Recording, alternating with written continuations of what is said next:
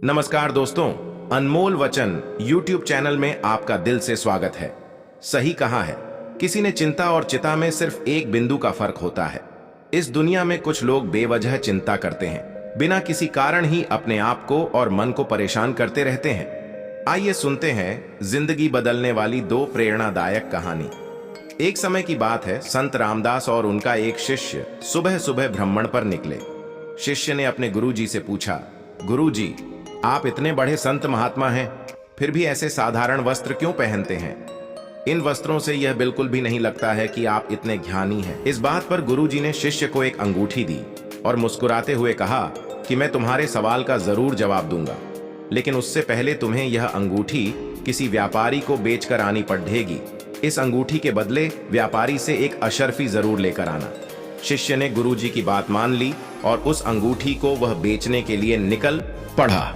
थोड़े समय पश्चात जब वह वापस लौटा और उसने बताया कि कोई भी व्यापारी इस अंगूठी के बदले एक अशर्फी देने के लिए तैयार नहीं हुआ, तब गुरुजी ने कहा, कोई बात नहीं, तुम इस अंगूठी को किसी जौहरी के पास बेचकर आओ।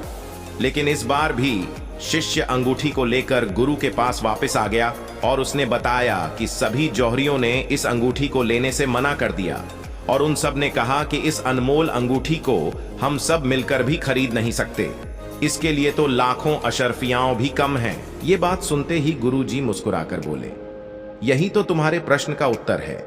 जिस प्रकार सिर्फ ऊपर से देखकर इस अनमोल अंगूठी के कीमत का अंदाजा नहीं लगाया जा सकता, ठीक उसी प्रकार किसी व्यक्ति को उसके वस्त्रों से नहीं आंका जा सकता।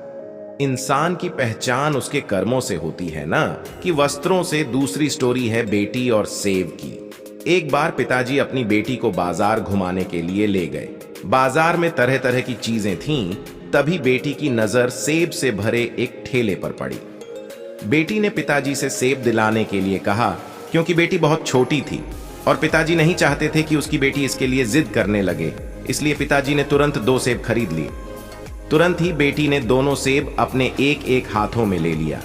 उसके पिता ने उससे पूछा कि बेटी, क्या तुम मेरे साथ एक सेब बांट सकती हो? यह सुनते ही बेटी ने एक सेब का टुकड़ा खा लिया।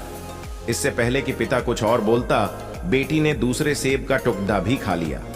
यह देखकर उसके पिता को बहुत दुख हुआ। वह मन ही मन सोचने लगा कि उसने अपनी बेटी को कैसे संस्कार दिए हैं। शायद कुछ गलत संस्कार की वजह से उसकी बेटी के अंदर लालच की भावना पैदा हो गई है। पिता मन में इस प्रकार की बातें सोच ही रहा था कि बेटी ने उसकी तरफ एक सेब बढ़ाते हुए कहा, पापा, आप ये सेब खाइए, ये बहुत ही मीठा और रसीला है। इस बात को सुनकर पिताजी शॉक रह गए। उनको बहुत ही बुरा महसूस हो रहा था कि उसने बिना कुछ सोचे समझे अपनी बेटी के बारे में गलत राय कैसे बना ली। हालांकि वह अपनी बेटी का यह प्यार देखकर बहुत खुश भी था, लेकिन उसे पछतावा भी हो रहा था। बिना किसी चीज को सोचे समझे जल्दबाजी में कभी भी नतीजे पर नहीं पहुंचना चाहिए। स्टोरी से कुछ सीखने को मिला हो तो वीडियो को लाइक, चैनल को सब्सक्राइब कर दीजिए और हाँ, कमेंट बॉक्स में अपनी राय जरूर लिखिए।